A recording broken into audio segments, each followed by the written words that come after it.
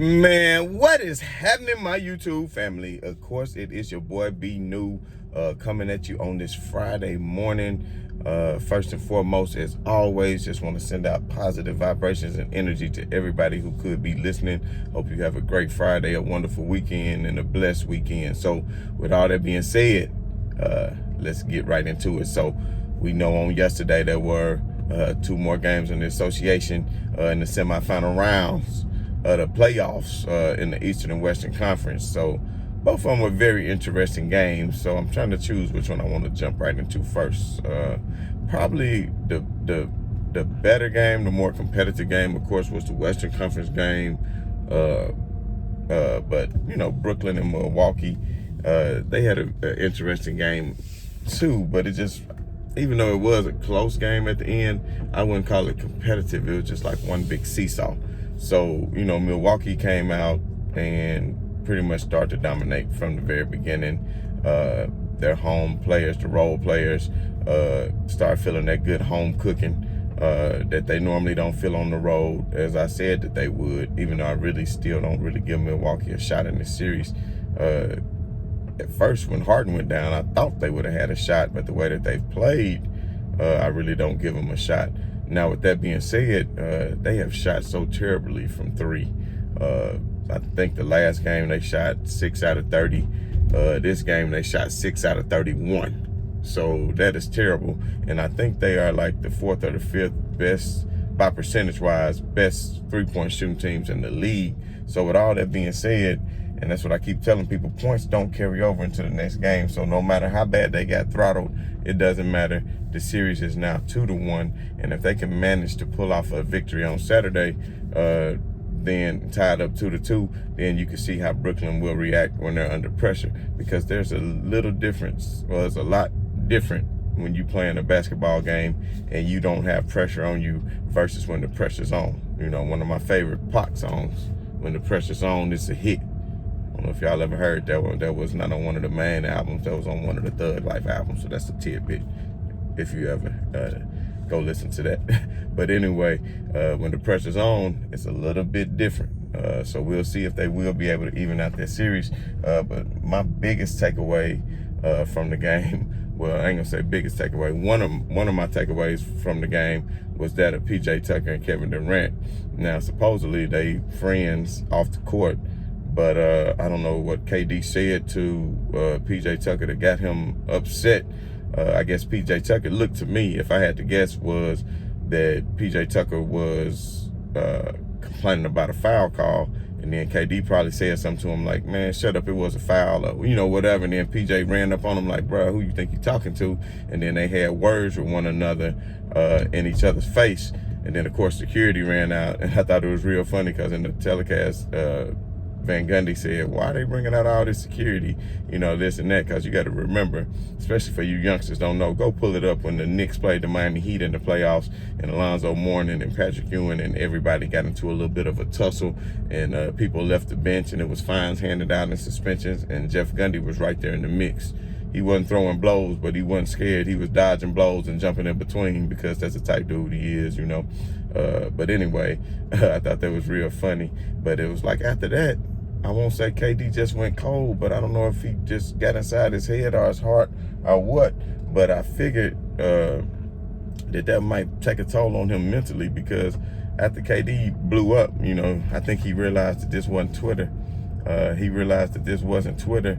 And once he realized that it wasn't Twitter, reality set in that, hey, even though PJ my homie, what if he sprang on me real quick?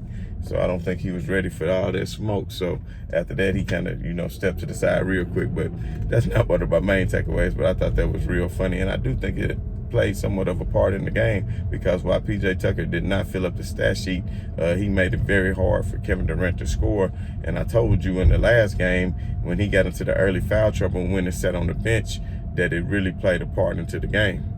Because it allowed KD to get off early. And once he started getting off and making shots, then that's what makes him more dangerous and lethal, because once he gets his shot going and gets hot, then it's going to be tough for him to start missing any other kind of shots. So with that being said, PJ Tucker really put the clamps down on him. I won't say because KD is not really stoppable, but you can slow him down.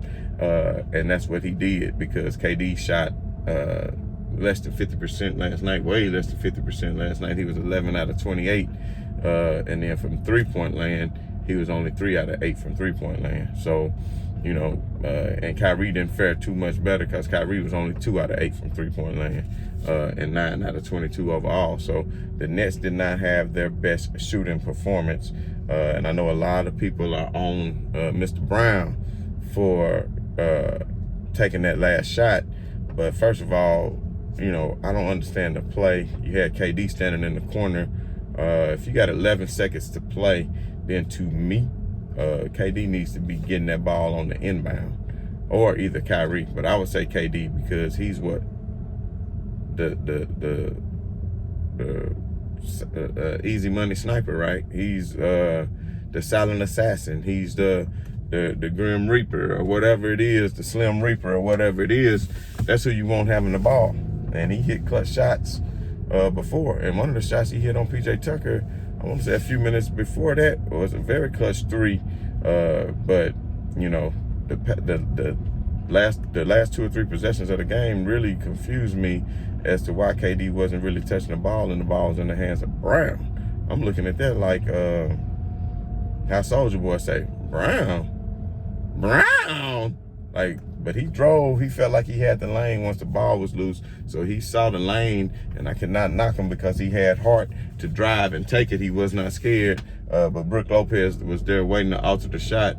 KD was still in the corner. Go back and watch KD on that play. He didn't even try to follow. Like, I understand he might have thought he was going to kick it out to him. But at that point, when you see the ball released out of his hands, you need to be crashing the board from wherever you are and making a full-out effort to get the rebound. And that's something that he did not do. And the thing about it is, Kevin Durant is not going to nearly receive the slander of a one LeBron James, because whether the coach drew it up or whatever, because you remember times in Miami against Indiana when LeBron said, no, they drew it up like this, and I said, no, I'm taking the last shot.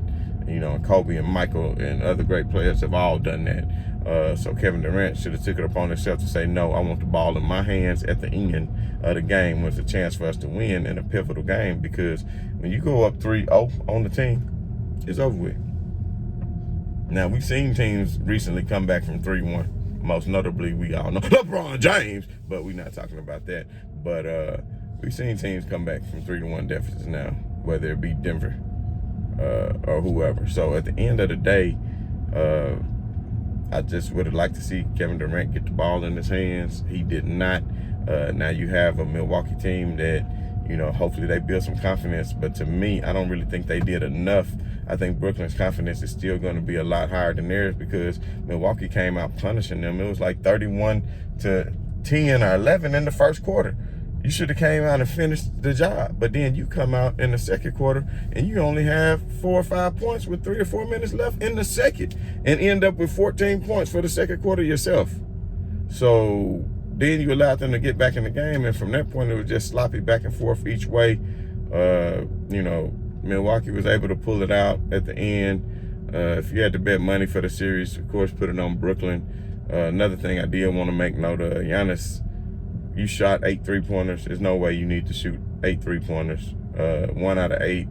You might have hit one timely 3-pointer, but at the end of the day, think about those shots. Those shots could have been taken by other people that had better percentage shots. Or either shots by yourself, and where you should have got closer to the basket and drive the basketball, create contact, or drive and dish, or do whatever you got to do. But clearly, stop shooting the threes. Stop shooting the threes. You're not effective from there, unless you get in the gym over the summer and become, you know, at least get up to 30% or something. Because for the series, I know you got to be shooting about 15% from 3, if that. I mean, that's terrible. So, you know, we got to step up with that. So anyway, moving on to the more exciting game to me, or the game that to me that seems like it had the better feel, was that of Utah and the Clippers. Now, I told everybody, go back and watch the video before the series started, that the Utah Jazz would win this series. I told everybody that my pick to come out of the West is the Utah Jazz. And you have to realize one thing that may hamper that pick is, at the end of the game, that dumbass play where they trying to foul. I don't know why Donavan Mitchell was running to the ball so he can get the foul or what, but he was knocked down, and I think he may have re-injured that ankle. And he was walking very gingerly on that ankle at the end. You could tell he was clearly upset.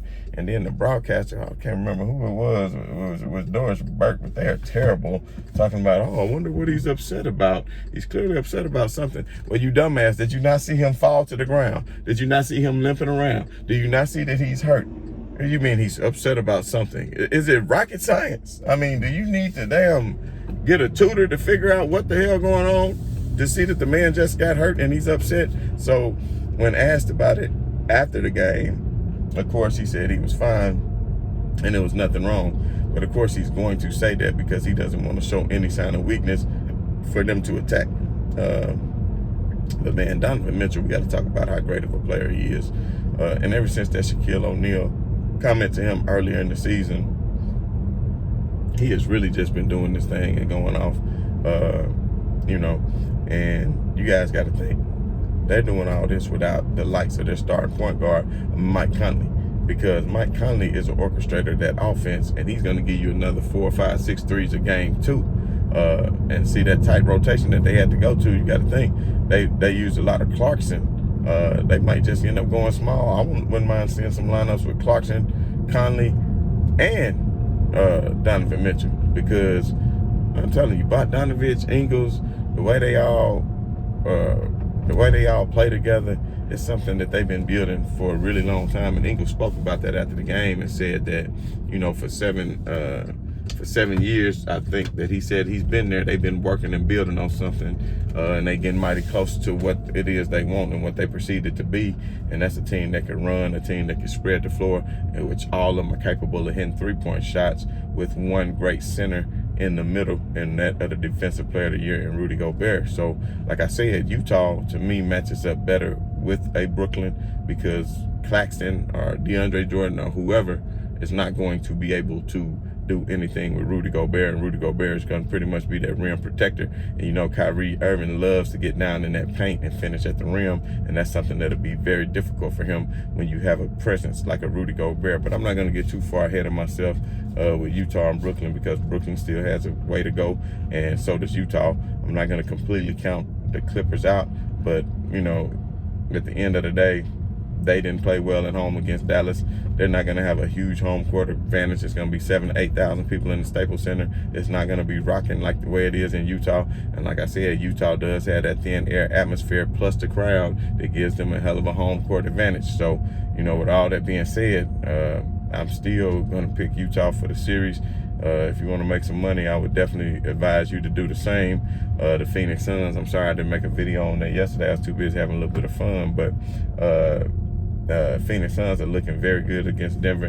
Denver is looking like they don't even want that series, but of course they're going to go back and get their home court advantage, and their crowd to get to going. So if they can manage to win the next game, then who knows? But adjustments will have to be made, because right now Chris Paul is pretty much having his way.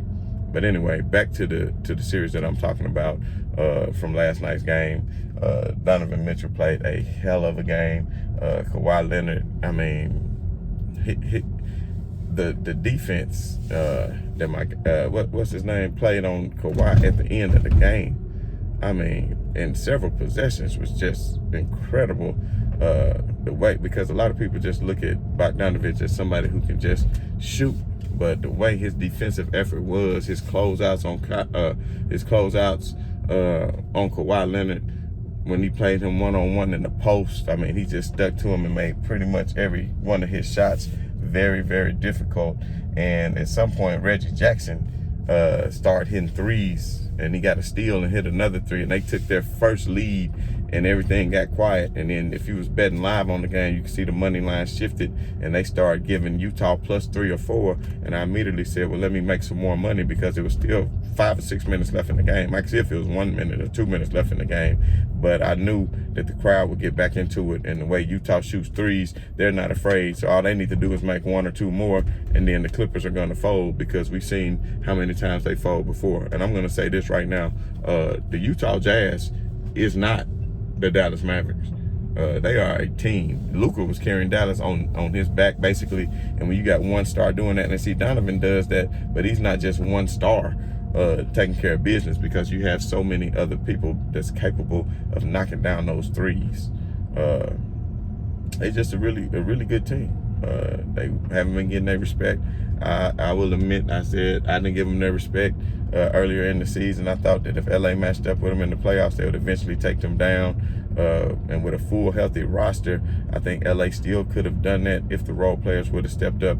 But it was just so much drama going on with the Lakers this season. And as a matter of fact, I believe maybe tomorrow or maybe Monday, I'm going to drop a video detailing all of the Lakers drama and some of what their offseason moves will be and can be, and kind of touch on the exit interviews from the players, most notably Marc Gasol, Andre Drummond, and Dennis Schroeder, and see what their future could be. And that's something we could talk about later. But at the end of the day, they are not playing right now, so I'm trying to focus on these teams. And it seems like nobody really cares because the ratings are low, for the playoffs for these teams, because it is minus LeBron James. But let's just see what Kevin Durant can do, if he will be able to, pull off a ring and try to solidify himself as being in the GOAT talk, as they say. I think he's a long way to go from being in the GOAT talk. Myself personally, when you 15,000 points behind the real GOAT, then you got a long way to go. I mean, you have to, for the next 5 years, average, 25 a game and play most damn near every game to even come close to even getting in the top 5 and scoring all time. So people forget Kevin Durant is, 32 years old. So Father Time will be catching up with him too. And he hasn't taken care of his body as much as LeBron James. Now, I will say this, had he been in shape and not been hurt on some of these games and, missed so many games, then you would have seen Kevin Durant actually be inching up closer. But right now, you're not in the top 20 all-time scoring. And like I said, you have a ways to go to do so. But anyway, more so back to the game. Utah, I think they will take care of business. We'll see. It'll be interesting between Phoenix. It'll be interesting between Phoenix and Denver tonight. So we'll see how that game goes. But at the end of the day, we're down to these teams. I'm going to go ahead and pick Phoenix for that series. Honestly, I think Denver will make a fight of it and maybe win the game tonight, but that'll be about all, because the way Chris Paul playing right now is just way too phenomenal. And now you're going to end up seeing a hell of a Western Conference matchup with Phoenix and probably more than likely Utah. And then I'm still going to pick Brooklyn, and I'm going to pick Philly. But the Philly and Atlanta series is tied 1-1, so they're going on their way back to Atlanta. I'm pretty sure the Atlanta crowd is going to be into it. If Trae Young can go ham, who knows what'll happen. But I think that Philadelphia is the better team, especially when you got Capella at that center position. He talked a lot of noise last series to the Knicks. Let's just see how much noise he talked to Embiid, because Embiid is known for talking a lot of trash himself.